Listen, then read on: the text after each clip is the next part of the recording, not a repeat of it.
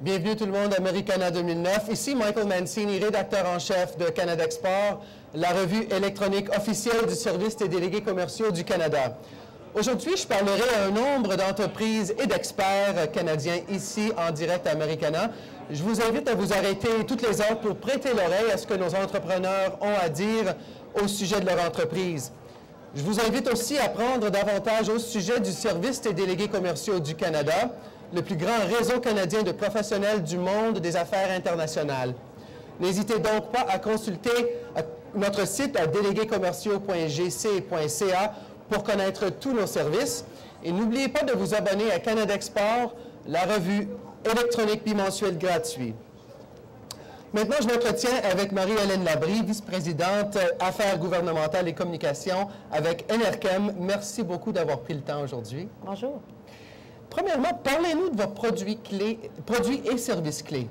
D'accord. Donc, NRChem est une entreprise canadienne qui a développé une technologie verte qui transforme les résidus et les déchets triés en carburant renouvelable et en produits chimiques verts.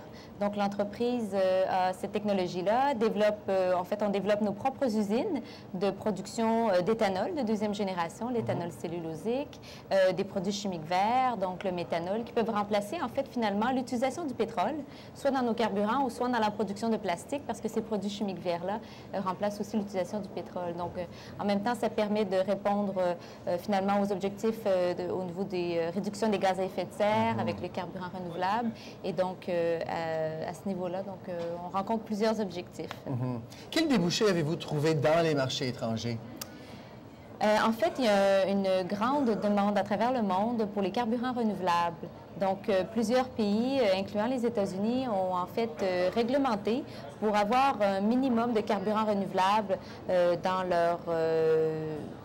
leur gasoline ou dans leur biodiesel. Donc, au début, on commence à mélanger finalement. Les objectifs sont souvent de 5 de mélange d'éthanol, par exemple, dans la gasoline et de biodiesel, souvent c'est un 2 Il y en a qui sont rendus avec des objectifs de 10 de mélange. Donc, et c'est réglementé.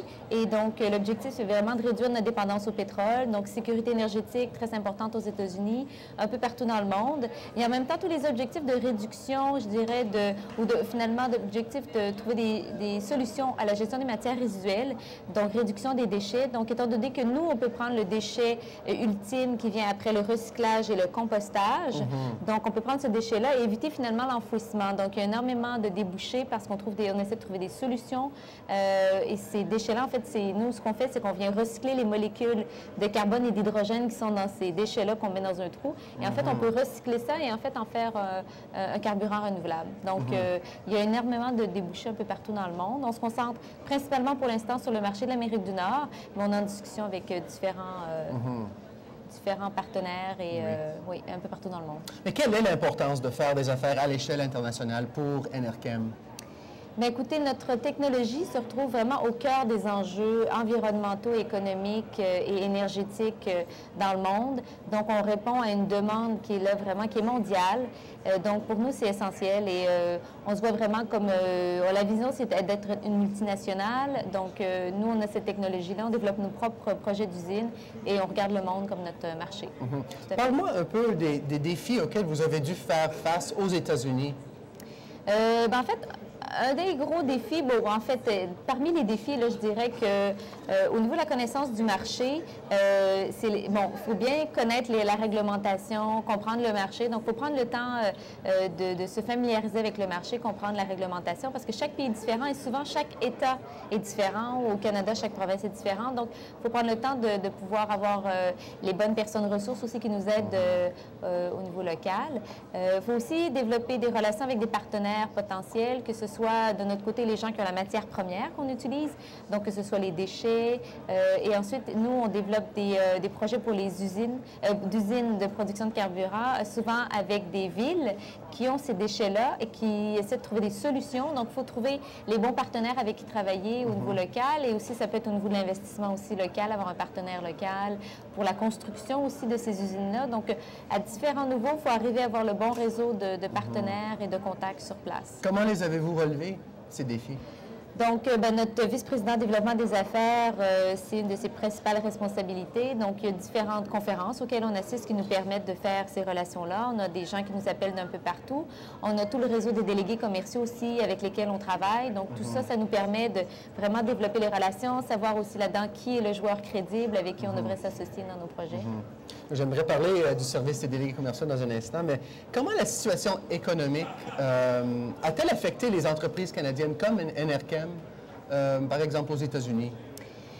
Écoutez, nous, la demande, elle est là. Donc, c'est sûr que les enjeux énergétiques, les enjeux économiques et les enjeux environnementaux restent là. Au niveau de la demande, le marché est là. Avec l'élection d'Obama, en fait, le momentum est de plus en plus grand pour ce que l'on fait, nous. Donc, à ce niveau-là, ça n'a pas changé. Ce qui a peut-être changé au niveau des marchés financiers et de ce qu'on voit aujourd'hui au niveau de la situation sur les marchés financiers, étant donné que ce sont des projets qui demandent beaucoup de capitaux, d'investissement capital, c'est sûr que là, c'est plus complexe pour aller chercher le financement qu'il nous faut pour tous nos projets. Donc, nous, on a un pipeline de projet qui est assez gros, donc ça peut ralentir un peu notre croissance à ce niveau-là.